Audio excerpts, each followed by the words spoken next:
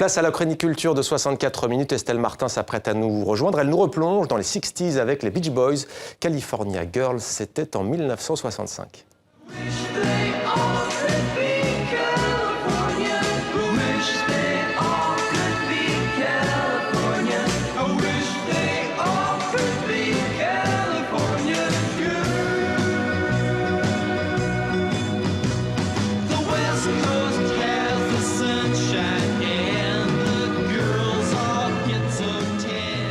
Bonsoir Estelle. Bonsoir, California Girls des Beach Boys, c'était donc en 1965. C'est aussi le titre du dernier livre de Simon Liberati, paru chez Grasset. Oui, un livre qui revient de manière très détaillée sur cet horrible fait divers qui a sonné la fin des années 60 pour beaucoup et la fin du mouvement hippie. Le meurtre de Sharon Tate, l'épouse, âgée simplement de 26 ans, l'épouse de Roman Polanski, le réalisateur franco-polonais. C'était en 1969. Elle a été tuée dans sa maison à Hollywood avec ses amis. Elle était enceinte de 8 mois, donc l'horreur absolue. Et le choc ensuite quand on découvre les coupables, 3 jeunes filles qui étaient sous la coupe d'un gourou, Charles Manson. Alors moi je dois avouer que cette affaire m'a toujours fascinée. Elle a aussi fasciné l'écrivain français Simon Liberati, donc qui revient dans ce roman sur ces meurtres.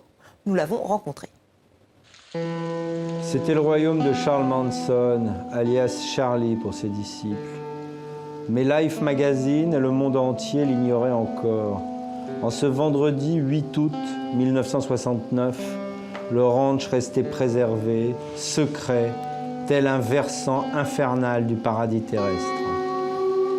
Je voulais être le plus exact possible, ou en tout cas essayer de faire une reconstitution la plus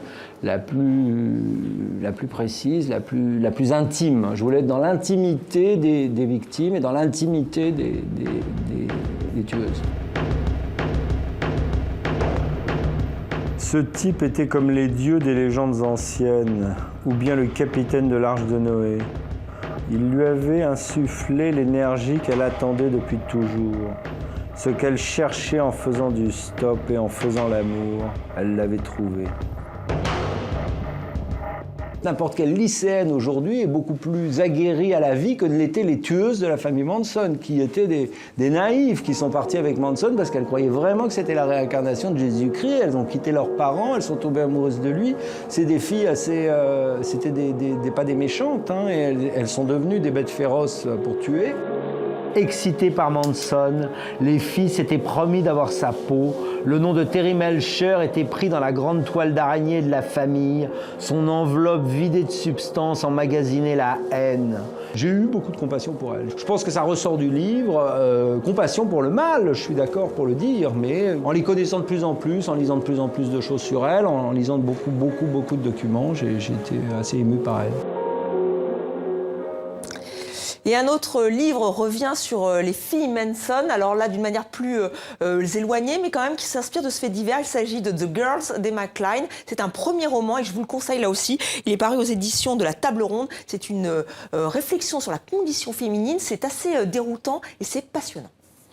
Et de la fascination encore cette fois, Estelle, mais pour les célébrités. Oui, elle est au cœur d'une exposition intitulée People. C'est au musée de l'art brut à Lausanne en Suisse. Tous les portraits que vous allez voir représentent des célébrités. Ils ont été réalisés par des auteurs d'art brut, des auteurs anonymes, donc autodidactes. Certains sont internés, d'autres vivent en marge de la société, mais aussi sont fascinés, intéressés par ceux et celles qui font l'actualité. Alors parfois, il faut le reconnaître, il faut surtout deviner qui est qui. Écoutez la commissaire de l'exposition. On a ici le portrait de Nicolas Sarkozy avec Carla Bruni et le président sud-africain. Les auteurs d'art brut ont travaillé à partir d'images qui sont des images que l'on trouve dans les journaux, à la télévision, et c'est des images très codifiées. Et eux ne respectent pas ces codes, vont réinterpréter ces images, les intégrer dans leur propre univers. Ici, par exemple, Elizabeth Taylor dans le rôle de Cléopâtre, réalisé par Guy Brunet. Guy Brunet, pour qui vraiment le cinéma, c'est tout son monde, son univers. Depuis son enfance, son père était projectionniste, donc il a vu énormément de films. Et il va jusqu'à aussi réaliser les affiches, qu'il réalise souvent au dos d'affiches de cinéma réel. Et ces œuvres, donc cette centaine d'œuvres présentées, est tirée de la collection de Jean Dubuffet. L'exposition People est à voir jusqu'au 13 novembre à Lausanne. C'était Demander le programme. Merci Estelle pour cette chronique. À demain. À demain. Même endroit, même heure.